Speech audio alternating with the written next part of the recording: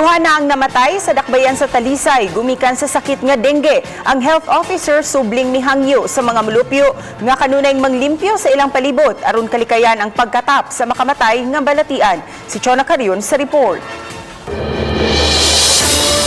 Sukad Enero hangtod Agosto 31 karong tuiga, moabot na sa 374 ka mga kaso sa dengue ang natala sa Talisay City Health Office. Duha niini ang namatay. Ang katapusang casualty sa balatian mao ang 3 anyos nga si Princess Alia Saison, taga Sitio Didos, Barangay Linaw sa Maong Dakbayan. Sa community siya mismo, even kaning namatay sa Linaw, atong giadtuan siya sa dengue task force. Huwag siya ka ng mga limaw bitaw nga mga tubig nga kanang mukuan sa ulan kay murag hili man na siya ang kuan.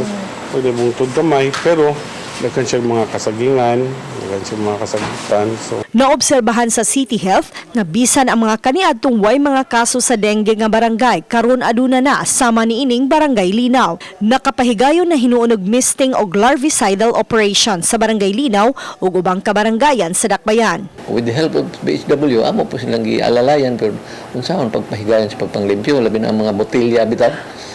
Doon na mo'y nakita nga daghan ng mga botelya nga ilang gipasagdan unya moingon lang sila nga dili man amo dili mo na mo'y rason kinahanglan nga kung dili inyo unya ang lamok dili man na mangita sa tag-iyas botelya. Mas midaghan usab ang kaso sa dengue sa Barangay Tabunok, San Roque ug Barangay Tangke.